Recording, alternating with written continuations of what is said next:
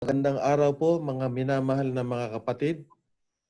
Saan man kayo naandoon ngayon, meron pong isang nagmamahal sa inyo, ang Panginoon na Ama nating lahat. Kaya huwag po ninyong iisipin na marahil meron kayong mga pinagdadaanan sa buhay. Meron po tayong malalapitan na laging naghihintay. Katulad ng mga magulang natin na walang inaasam-asam kundi magkaroon ng magandang kalagayan ng kanilang mga anak, mas higit pa ang pagmamahal ng ating Ama na nasa langit. Hindi niyo po kami kilala, hindi po lubusang mahalaga. Yun ang mahalaga po ay malaman ninyo na kayo ay anak ng Diyos at kami ay inyong mga kapatid. Ang dahilan kung bakit kami nangungusap sa inyo ay para lahat tayo sama-sama magdiwang sa katotohanan ito. Kami po ni Brother Epi Villaruel, na siyang matagal nang ginagamit ng Panginoon, ay sisikaping ipabatid sa inyo sa pamamagitan ng banal na Espiritu kung ano po ang katayuan natin sa harapan ng Panginoon at kung paano niya tayong minahal. Marahil merong mga tao na hindi naging maganda ang pakikitungo sa inyo. Ang layunin po ng pag-uusap na ito ay upang kung paano tayong pinatawad ng Diyos, ganun din. Tatanggapin natin ang lahat ng tao bilang ating mga kapatid, atin silang mamahalin. Akin po namang ililipat ang pagkakataon kay Brother Epi upang siya dun po naman ay magbigay ng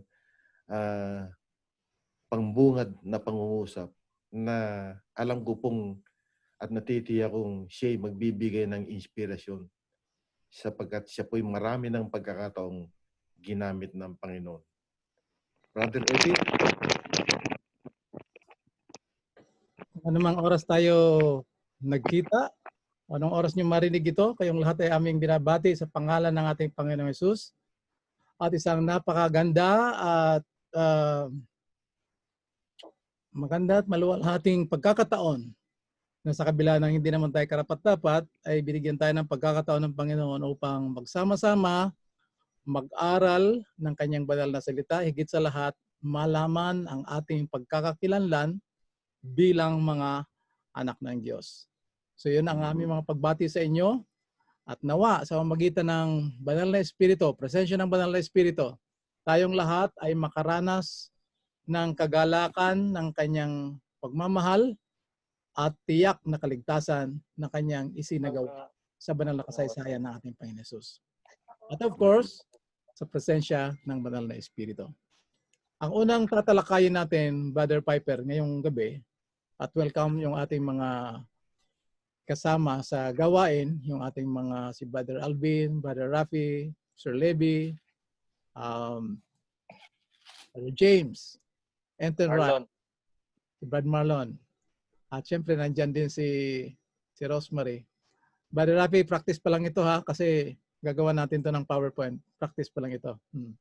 Ang unang tatalakayin natin na napakasaya mga kapatid, napakabuting balita, na kami, ang programang ito ay dinadala sa inyo ng Iglesia Adventista del Séptimo Día.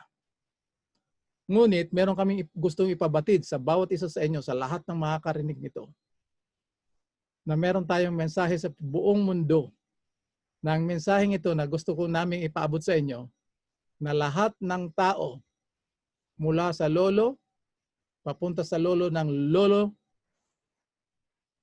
sa lolo ng lolo ng lolo nyo, tayong lahat ay tayo'y mga anak ng Diyos. Yan ang tatalakayin natin ngayon. Na pag nalaman nyo kung ano kayo sa mata ng Diyos, anong relasyon nyo sa Panginoon, tatalo ng puso nyo sa kagalakan na hindi pala totoo yun, na may mga anak lang ang Diyos at meron din mga taong hindi anak ng Diyos. Lahat ng tao, anak ng Diyos. Ito yung tatalakayin natin ngayon, Brother Piper. Okay? Ngayon, ito yung unang magiging tanong, Brother Piper. Bakit ang lahat ng tao ay anak ng Diyos? Kasi kung minsan pag nagagalit tayo, sinasabi natin, hindi sila anak ng Diyos eh. Anak sila ng away. Di ba? Nakakatawa ka. Mm. Alam ko meron kang gusto sabihin pero ayaw mo sabihin. Hindi magandang pakinggan. Kaya tama yun. So, Maraming nag-iisip pag nagagalit, ikaw hindi ka anak ng Diyos. Alam oh, ko meron kang gusto sabihin. Huwag mo na sabihin. oh. Dito na lang. Pero Basta lahat tayo anak. subukan mo, Kuya Sunod. Piper. Pag nagalit ka sa isang tao at sabihin mo, hoy, ikaw ha, anak ka ng Diyos, magkapatid tayo. Mawawala yung galit mo. Oo, Bakit? syempre. Binigkas mo yung totoo na binigay sa iyo ng banal na espiritu. Amen. Oh, kita mo? So ngayon, ito yon ang magiging tanong. Bakit Oh. lahat ng tao ay anak ng Diyos? Paano nangyari yon? Meron ka Umpisahan ba na natin. yun? Di ba, ang sabi ng Panginoon, pupunta muna tayo sa Genesis. Hmm. Di ba, ang Genesis, ang pinakaunang aklat ng buong Biblia. Oh, sa Genesis chapter 1, verse 26, umpisahan natin ha, Hmm. Tagalog. At sinabi ng Diyos, Sandali lang ba? lalangin natin ang tao. Sandali lang ba, Piper? Oh, Bago ka pupunta dyan, gusto ko lang ipaabot na ang layunin nito ay um, mensahe mensahe ng pag-asa, mensahe ng katiyakan sa yeah. lahat ng tao, Mm. no? So pupunta tayo ng Genesis kung bakit niya nilinang. Pero bago tayo pupunta doon, meron lang akong babanggitin. Na ang Sige nga. Panginoon Diyos, meron siyang gustong ipabatid sa lahat ng tao sa buong mundo. Mm. Na matatagpuan niya sa Revelation chapter 14 verse 6. Pwedeng pabasa ba, Sige, sige. tapos ituloy mo na yung sayo? Basahin ko? Sige. Por favor. Tagalog ang basa ko ha. Tagalog. Okay lang sa inyo? Revelation 14, Welcome verse sa ating 6. isang kasama dyan. Sige. Babasahin ko na ha. Sige. At nakita ko ang ibang anghel na lumilipad sa gitna ng langit na may mabuting balita na walang hanggan upang ibalita sa mga nananahan sa lupa at sa bawat bansa at angkan at wika at bayan. Ano yung dala ng isang anghel? Walang hanggang magandang balita, mabuting balita, Brother Tandaan Epi. natin yan ha. Paano naging maganda yan? At para kanino yung magandang balita yan na walang hanggan? Para kanino? Para sa bawat bansa, angkan at wika at bayan. Para sa lahat ng tao. Yan. So ilalagay ko muna ha, bakit lahat ng tao ay anak ng Diyos. Dito pa lang makikita natin na meron siyang magandang balita na para sa lahat ng tao. Walang excuse doon. Okay, ibigay Hindi mo. sa isang denominasyon, Brother Epi, hindi para sa isang denominasyon. Hindi para sa Adventist. Baka mamaya may feeling tayo na tayo lang ang anak ng Diyos. Tama yun na anak tayo ng Diyos. Pero huwag tayo maniwala sa feeling natin na tayo lang ang anak ng Diyos. Mali yun. Mali yun. Tayo. Parang selfish tayo nun. Oo. Ibig sabihin, wala siyang pinili. Brother Epi, sasabihin ko, ako lang ang anak ng Diyos. Oo. Oo. Dahil naging sabatista na ako lang ang anak ng Diyos. Di ba selfish ako pag gano'n ang sinabi ko? Meron din akong sasabihin. Meron akong selfish. sasabihin niyan kung bakit ka naging Adventist. Hindi ka naging Sige. Adventist para iligtas ka at maging anak ng Diyos. May layunin ng Panginoon bakit kanya ginawang Adventist. Okay? Oo. Sige nga, tingnan mo kung ano yung sinasabi mo doon sa Genesis chapter 1 verse 26. Pupunta na ako ron ha. Oo. Konting pasensya lang, Brother Eki. Mabagal akong bumunot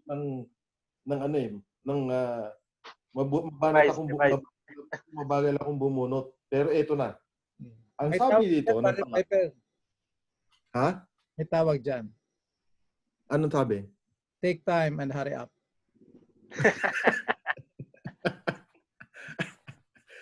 Okay. Basahin ko na, Brother Efi, nandito na ako. Oo. Alam ko na mga delaying tactics natin yan. Pero, kailangan itong pag-aaral natin masaya. Correct. Di ba?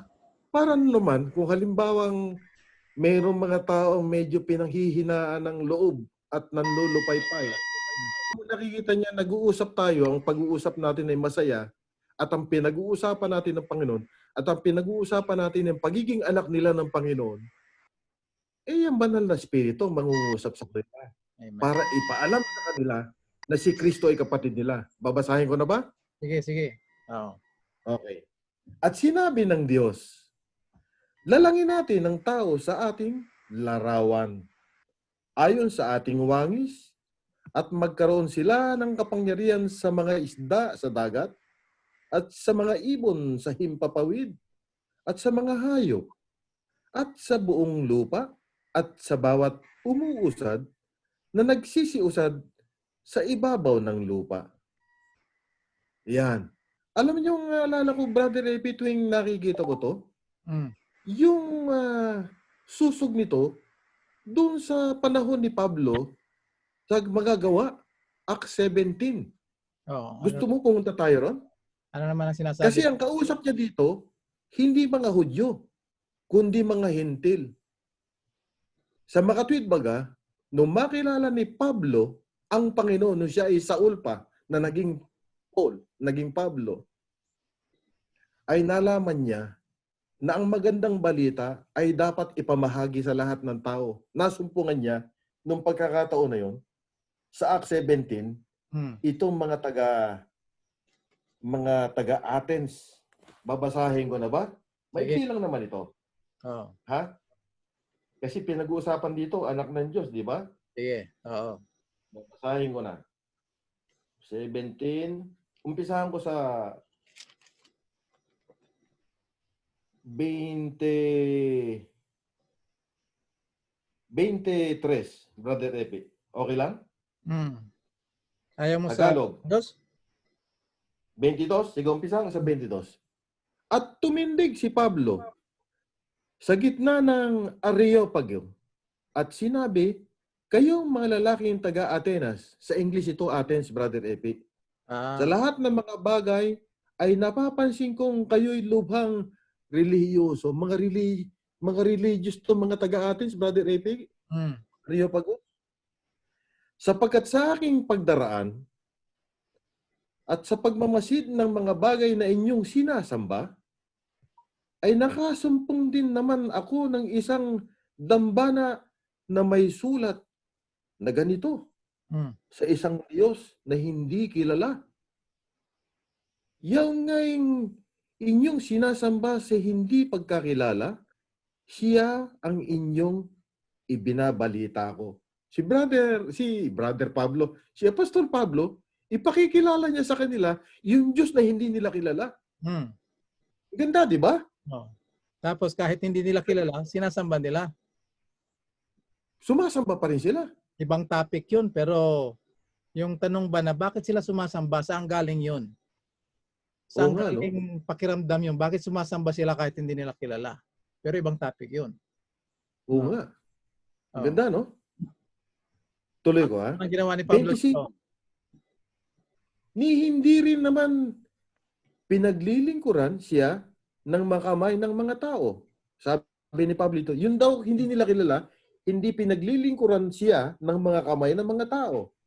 Na para bagang siya ay nangangailangan ng anumang bagay, yamang siya rin ang nagbibigay sa lahat ng buhay at ng hininga at ng lahat ng mga bagay. Wow. Maganda yung susunod dito, Brother Epi. Lalong lumalalim. Sige nga. Ito na. Malalim at sumasarap. 26. Ginawa niya sa isa ang bawat bansa. Sino yung isa, Brother Epi? Yung isa lang naman ang ginawa niya. Nung binasa mo sa Genesis. Genesis? Lang tao eh. Si Adam yun. Ganda, di ba? Tuloy ko, ha? At ginawa niya sa isa ang bawat bansa ng mga tao upang magsipanahan sa balat ng buong lupa na itinakda ang kanilang talagang ayos ng mga kapanahunan at ang mga hangganan ng kanilang tahanan. Ito na, 27. Upang kanilang hanapin ang Diyos, baka sakaling maapuhap nila siya at siya'y masumpungan. Bangaman hindi siya malayo sa bawat isa sa atin. Sino raw hindi malayo sa bawat isa sa atin? Yung Diyos na naglalang sa kanila. Ito na ang pinakamaganda, Brother Epe, yung 28. Sige nga. Ito si Pablo, marami pa sa kalye. Oh. pupunta rin naman sa ganun. Oh. Yung pinakamasarap, ibibigay niya. Ito na. Sapagkat sa Kaniya, tayo'y nangabubuhay. Kanino? Sa Diyos. Mm. Nangabubuhay. At So, nagsisikilos. so dito, sinama niya yung sarili niya doon sa mga taga-Athens. Oo, edi magkapatid na sila. Oh, sabi niya, Oo. dahil sa kanya, tayo ay Oo. nabubuhay. Sige nga. Oo. Maganda, di ba? Oo. Magaling to si Pablo talaga. Yung banal na espiritu na kay Pablo eh. Mm. Masayang usapan to. At nagsisikilos ay mayroong tayong pagkatao. Meron daw tayong ano? Pagkatao. Na gaya naman na sinabi ng ilan sa inyong sariling mga manunula. Tama ba yung bigkasyon Tagalog? Manunula? Yeah. Mm. Manunula. Tama. Sapagkat tayo na may sa kaniyang lahi. Ano daw? Sapagkat tayo na may sa kaniyang lahi. Mm. Sa English, for we are also his offspring. Anong ibang Tagalog ng offspring, Brother Epi? Yun ang problema kasi alam mo, Barry Piper, hindi talaga ako Tagalog eh. Ano ka ba? Bicol. Tagalog naman ang salita. Oh. Tanong mo si Brother Rafi. Ano ba yung offspring sa Tagalog? Lahi din. Maliban sa Lahi nga. kaniyang lahi. Ha? Angkan, offspring, angkan, supling. Dito si Alvix. Supling. O angkan, offspring, supling. Isa pa. Anak. Ano yung... Oh, Anak. di ba? Anak. Oh. Yun ang hindi kilala. Yung pagiging anak, kaya maraming nalilito sa pagiging anak eh. Oh. Oh. Tayo daw ay ano? Lahi ng Diyos. Mas grabe nga yung lahi. Di mo lahi tayo ng Diyos, Brother Epi? Parang mas malalim yata yun. Lahi tayo ng Diyos, sabi ni Pablo. Galing tayo sa kanya. Oh. Oh. Ay hindi marapat nating isipin na ang pagka-Diyos ay katulad ng ginto o ng pilak o ng bato na inukit ng kabihasnan at katalinuhan ng tao. Ang ganda, no? Inumpisan mo ba yung 29? Inumpisan mo ba yung 29? Oo. Ano sabi dyan? Sayang yung 29, ha?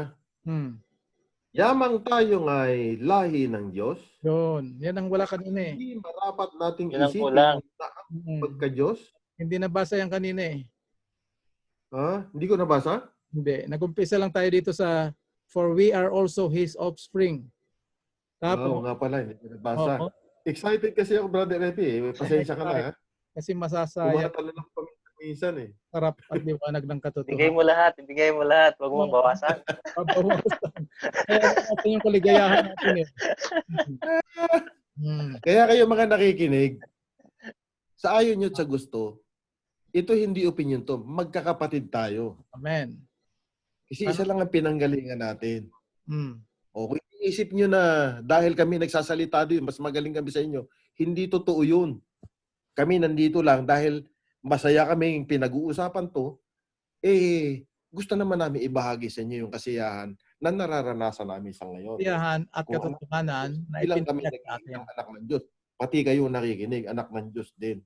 Amen. Brother Epi, Oh. Hindi, yun Tugtungan lang mo. ibig sabihin na kailangan, hindi lang natin pinag-uusapan ito para sa ating kasiyahan, kung hindi para sa katotohanan ng ating malaman na tama. tayo ay anak ng Diyos. Kasi tayo ay galing sa isang lahi. Oo. Kita mo? Mula sa isang lahi, ang lahat ng bansa ng sangkatauhan. Kaya hindi Tanong naman. Kaya hindi nakakapagtataka, Brad Piper, at sa mga nakikinig, na merong magandang pabalita ang Panginoon sa magitan ng anghel na ipapaabot sa lahat ng tao. Ngayon, kung ang lahat ng tao ay hindi naman lahat anak ng Diyos, bakit gusto niya ipaabot sa lahat ng tao ay hindi naman sila involved doon? Di ba? O parang mahirap yatang isipin yun, Pinag-isip mo ko, Brother Epi. Ngayon ko narinig yung ganyang pag-iisip, Nahirapan tuloy ako. Isipin ko na lang na anak ako ng Diyos para hindi ko naiisipin yung itinanong mo. Ang inaano ko lang, ang tinatanong ko lang, na bakit magpapaabot ang Diyos ng magandang mensahe para sa lahat ng tao kung hindi naman lahat ng tao ay anak ng Diyos? Oo nga. Oh. Kaya naman ito Parang sa, magandang balita sa lahat ng tao. Dahil sa kabila ng tayo ay anak ng Diyos, nagkaroon tayo ng problema. ayun ang malungkot doon, no? Ngayon, dahil doon sa problema natin, doon nagkaroon ng pag-iisip na siguro hindi lahat anak ng Diyos. Pero yun ang dapat maging pundasyon natin, kapatid na Piper. Na Oo tayo nagmula sa isang lahi. Tama. Oh. So ituloy mo na ngayon, Brother Piper, yung Genesis. Naalala ko yung problema, Brother Epi. Oh. Alam naman lahat ng nakararami, tama ba yung Tagalog ko? Oh. Pwede na rin. Pwede na rin kasi lahat ng Intindihan nakakararami. nila yan. Oh. Alam ng nakararami kung ano naging problema natin. Pero magandang balikan natin para makita na natin sa umpisa pa lang ay makikita talagang hindi talaga tayo pinabayaan ng Ama natin na sa langit. Masaya ito, Brother Epi. Oh. Oh. Alalahanin mo, di ba, nung kumain ang ating pinakananay na si Eva Oh. doon sa prutas na hindi pinahintulot sa kanyang kainin. Sandali lang, Brother Tapos Piper. kumain din pinakauna nating ama. I-interrupt muna Di kita. O sige, I-interrupt muna kita. Wag muna tayo doon sa pagkain. saan tayo? Doon muna tayo sa paano tayo naging anak ng Diyos lahat. Saan tayo nanggaling? Dito sa sinasabing isang pinagmulan natin. O nga, no? O sige, tuloy mo, Brother Evi. Excited kasi ako masyado na tumatalon akong pamisan-misan eh. Maganda tong usapan tong ganito. Nagpapaalalahanan tayo. Oo, maganda ito kasi hindi lang ito para sa atin, kung hindi para sa lahat nga ng tao. O Ngayon, sige. para yung mabuting balita ay para sa lahat ng tao, titingnan natin kung saan galing siya nagmula yung lahat ng tao. Diba? O sige, sige. Itong Okay. sinasabi na ni Pablo sa Acts chapter 17 verse 26 na tayo ay O. nagmula sa isang dugo o isang buhay, isang tao na si Adam. O. Paano ginawa ng Diyos yun? Kasi pinapakilala ni Pablo na yung sinasamba Sa yung mga hindi taga-Athens. nyo kilala, ito yung gumawa ng lahat. Nasa magitan niya tayo na buhay. Tayo O sige. gumagalaw. Genesis chapter Basahin mo 2. rin sa Tagalog? Genesis chapter 2 verse 7. Sige. Basahin mo sa Genesis 2, verse 7. Bumibilis ang pagbunot ko, Brother Epi. Ayos yan. Para ganyan talaga pag-inspired At nilalang ng Panginoong Diyos ang tao Hmm. sa alabok ng lupa Oo. at hiningahan ang kaniyang mga butas ng ilong ng hininga ng buhay. At ang tao ay naging kaluluwang may buhay. Okay. Kung titinan mo, Brother Piper, gaano kalapit sa atin ang Panginoon? Saan niya hiningihan? Saan niya binigay yung buhay Sa ilong. niya? Sa butas ng ilong. Ikaw ba papayag kahit magkaibigan tayo na hingahan kita sa ilong? Kahit close friend mo ko, Brother Epi, asawa ko lang ang pwede kong gawin yan. Kasi, Tama. ang pwede lang huminga sa ilong ng isang tao, yung merong intimate relationship. Ang galing nun, ha? Tapos, yan, maganda na yan, di ba? Kasi doon natin malaman kung gaano ka-intimate ang Panginoon. Ang pinakamaganda pa dyan, pag pumunta ka sa original nito, yung sa Hebrews, yung sinasabi dito na hininga ng buhay, sa Hebrew ay plural. Hininga ng mga buhay. Pangmaramihan. Alam, Brother Epi, yung plural, English yan. Hindi ang Tagalog niya, Tagalog na plural, Brother Rafi. Ano yung Tagalog ng plural, ma? Magandang usapan to eh. Marami. Yung plural dyan, pangmaramihan. Pangmaramihan. hindi pangmaramihan yan. Dalawa o higit. Pwede lang pangmaramihan dahil mga buhay Pero lahat ng buhay. Kaya, yung mabuting balita, bago mo ituloy kung meron kang sasabihin, Kuya Piper, dito, bibigay natin, di ba, itong mga buhay na to. Tama. Problema. Mamaya. Mabuti nila magkasama tayo. Ako masyado kasi ako apurado eh. Gusto ko agad, masaya agad sila eh. Baka mamaya. Dandanan. Kasi, wala, di ba? Tawag na element of surprise. Ngayon. Gusto ko pumunta agad tayo sa pagkahulog nila. Meron palang mas magandang introduction, good news na kaagad yun. Doon muna sa kung Apurado, saan sila apurado nakatayo. eh. Hmm. Doon muna tayo sa saan sila nakatayo. So nung linalang ng Diyos ang tao, linalang niya ang lahat ng tao sa pamamagitan ng isang tao, Adam. Oh. si Adam. At sa pamamagitan ni Adam, hiningahan niya ng hininga ng mga buhay. Galing ha? Kaya nung nagkasala yung mga tao at ililigtas sila ng Diyos, pag-uusapan naman natin yan kung paano naman iniligtas ng Diyos ang lahat ng tao. Kaya lang ang tanong, bakit niya ililigtas ang lahat ng tao? Kasi siyang naglalang sa lahat ng tao. Oh. Ang galing ha? Hmm. Kaya lahat ng mga nakikinig ngayon, hindi sila exempted sa pagliligtas ng Panginoon. Oo. Hindi sila Kung nakikinig sila ngayon, para sa kanila to. correct. Oh. Ang ganda ha? Sila ng Diyos. Titiyakin na Oh. natin ngayon din, anak sila ng Diyos. Magandang pakinggan yan. So dapat ma-establish Hindi tayo. tayo, ito Brother Epi, baka naman nambobola lang tayo. Hindi tayo nambobola ha? Magiging bola yan pag wala tayong talata. Oo nga no? Kaya hindi Totoo tayo dun ito. sa iniisip Sabi natin. ng Kung salita anong ng tao. Diyos. Kung Oo. hindi salita ng Diyos. Oh. Baka kasi iisipin nila, kaya lang tayo nagsasalita ng ganyan, ay gagawin natin sila sa badista. Hindi. Ipapaalam natin sa kanila, bilang sabadista tayo pinagkatiwalaan ng Diyos na ibigay yung mensahe na sila ay bahagi ng pamilya ng Diyos. At mahal sila ng Diyos. Correct. Oh. Sarap naman ito. Kita mo yan? Sana ako na lang ang nakikinig sa kwento mo. Pwede bang gano'n? Ang kwento ko ay galing din dito sa Bible. Kung ngayon, yung salita ng Diyos, mabuting balita, ipapahayag natin sa lahat ng tao. Sa una, dapat Galing. malaman nila sa platform nila ang kanilang katauhan, ang kanilang pagkakakilanlan na sila ay nagmula sa Diyos nung ginawa uli na lang ng Diyos si Adam. Ngayon, pag sinabi mo, Brother Piper, na merong taong hindi anak ng Diyos, baka naman mayroon namang may ibang being na manlalalang din. Kaya yung Di dalawa ng Diyos. gaya natin na hindi anak ng Diyos, linalang ng ibang being. O dalawa na Ay, yung meron. manlalalang. Ay, hindi pwede mangyari yon. Hindi pwede. Magiging insulto yun sa manlalalang kasi iisa lang ang manlalalang. Oo nga. Tsaka, Hindi hindi isa. na, Iisa. oh, Hmm. iisa talaga. Hindi isa. Bart, Oh. dagdag ko lang kasi, di ba, may mga pilosopo kasi na sasabihin nila, babae at lalaki at babae na nilalang. Pero dito, papatunayan din itong Genesis chapter 2 verse 21 to 24 na Oh. talagang kahit si Eva, nanggaling siya sa material ni Adam. Correct. Maganda. Sa 21. At hinulugan ng Panginoong Diyos ng di kawasang himbing ang lalaki. At siya'y natulog at kinuha ang isa sa kanyang mga tadyang at pinagkilom ang daman sa dakong yaon. At ang tadyang na kinuha ng Panginoong Diyos sa lalaki ay ginawang isang babae. At ito'y dinala niya sa lalaki. Oh. At sinabi ng lalaki, ito nga'y buto ng aking mga buto at laman ng aking laman. Siya'y tatawaging babae sapagkat sa lalaki siya kinuha. Okay. So malinaw Galing, dito na talagang pati si Eva, talagang yung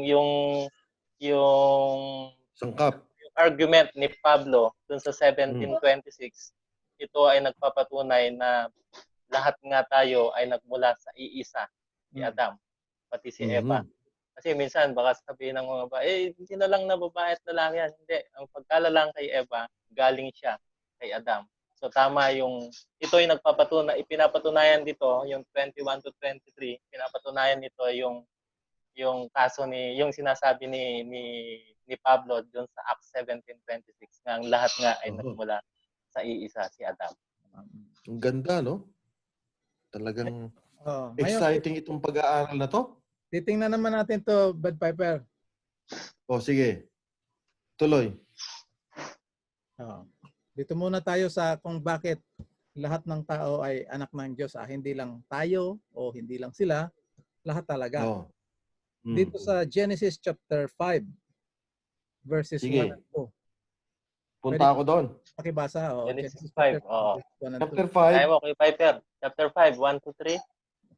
O sige ha. Ito lang, 1 and 2. Ay, 1, 2. 1, 2. 1 and 2. Wala. Ano ito? Ito ang angklat ng mga lahi ni Adam Oh. ng araw na lalangin ng Diyos ang tao. Hmm. Sa wangis ng Diyos siya nilalang. Sino? Lalaki, Sandali lang. babae. Sandali lang. Oh. Anong sabi doon? Siya ay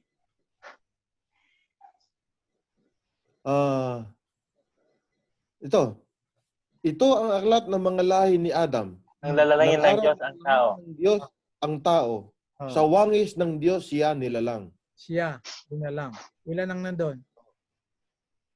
Si Adam. Isa lang. Okay. Sa verse 2. Verse 2. Lalaki at babae silang nilalang. Hmm. At sila'y binasbasan at tinawag na Adam ang kanilang pangalan, pangalan, Hmm. ng araw na sila'y lalangin. Anong Ganda. tawag ng Diyos ng kanilang pangalan? Adam. Adam.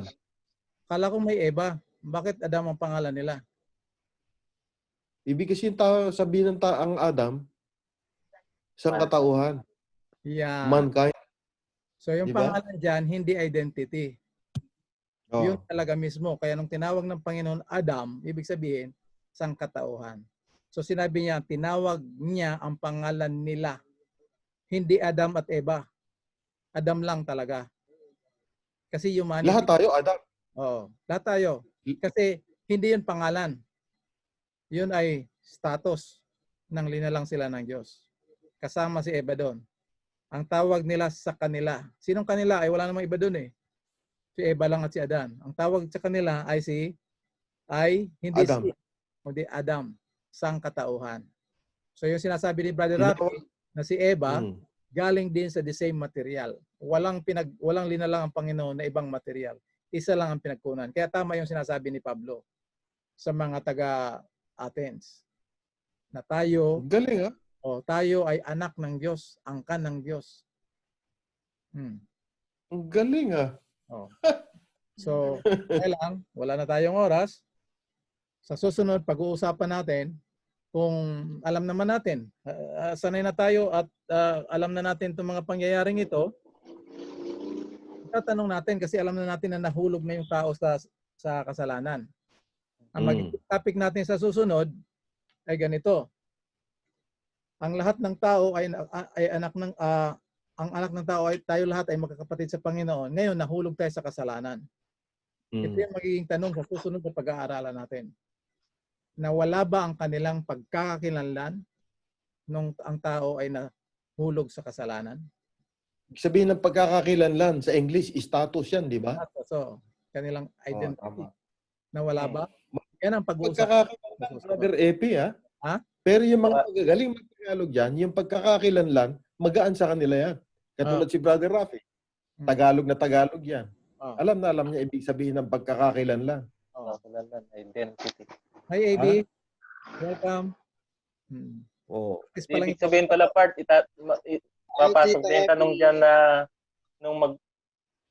nung magkasala si Adam, ilan ang nagkasala? Yan, oo. Yan. Nakaitin ba natin yun? Nagkasala si Adam, Ilan ang lahat nagkasala? nagkasala. Oo. Pero Nadamay lahat. Bakit tayo na-implicate doon? Pag-uusapan yan.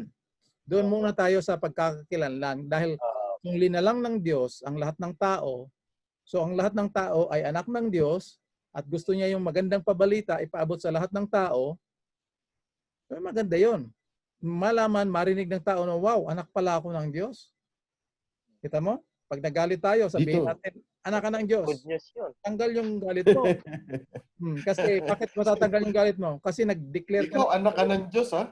Kapatid mo ko. Kasi hindi lang ikaw ang anak ng Diyos, ako rin. Yan. Tanggal yung galit mo doon. Ngayon, yun ang pag-uusapan natin sa susunod. Kasi wala na tayong time.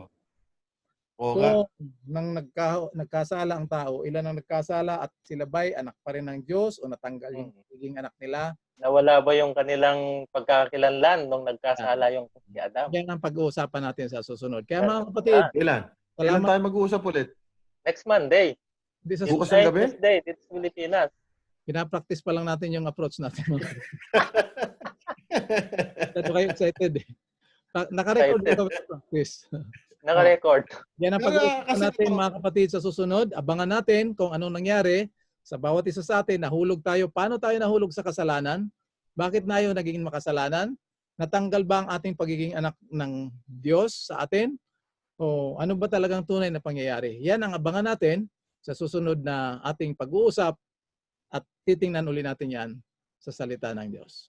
Kaya pagpapala ng Panginoon, kanyang kagalakan na sa inyong mga puso ay dadalhin ng banal na Espiritu. Hanggang sa muli mga kapatid, kayong lahat ay aming binabati sa pangalan natin Panginoon Jesus. Salamat sa lahat ng dumalo sa ating mga kapatid. Si Brother Rafi, Brother Don, salamat. Brother Alvin, Brother James, Brother B.A., Sister Remy, Sir Levi, Sister Albix, Arisgado family, De La Cruz family, Brother Ed, at sa inyong lahat. God bless you all. Meron ka pa masasabihin, Brother Piper at Brother Rafi? Wala na, Brother Epi. Basta ako, galak na galak ako ngayon. Alam mo, itong puso ko, talagang ang pagnanais lang, maipaabot natin sa lahat ng mga nakikinig na sila yung mga kapatid natin. Amen. Mahal sila ng Panginoon. Amen. Hindi lang tayo mahal ng Panginoon, sila rin. At Amen. mahal na mahal sila ng Panginoon. Yun lang ang gusto ko ipaalam sa kanila. Okay. Brother Rafi, meron kang mga parting words sa ating mga kapatid, tagapakinig? Basta ako, excited ako. At yung excitement na yun ay gusto ko rin ibahagi dun sa mga kapatid, lalo na yung mga kaibigan natin na hindi nila alam na sila pala yung mga anak ng Diyos. Ito yung isang bagay na dapat natin ipaalam sa kanila. Hindi tayo pwedeng hindi na tayo pwedeng umupo lang at nanamnamin at i-enjoy yung pagkain. Kundi kailangan nating sabihin sa kanila na mayroong pagkain na sapat para sa lahat po ng iba kundi ang Amen. Panginoon. Okay, maraming salamat Amen. sa inyong lahat. At dito nagtatapos ang ating programa ngayon. Ito ang unang yugto ng ating pag-uusap kung bakit ang lahat ng tao ay anak ng Diyos at kailangan nilang marinig ang mabuting balita. God bless you all and we love you all in the name of the Lord. For the record, we Amen. stop recording now.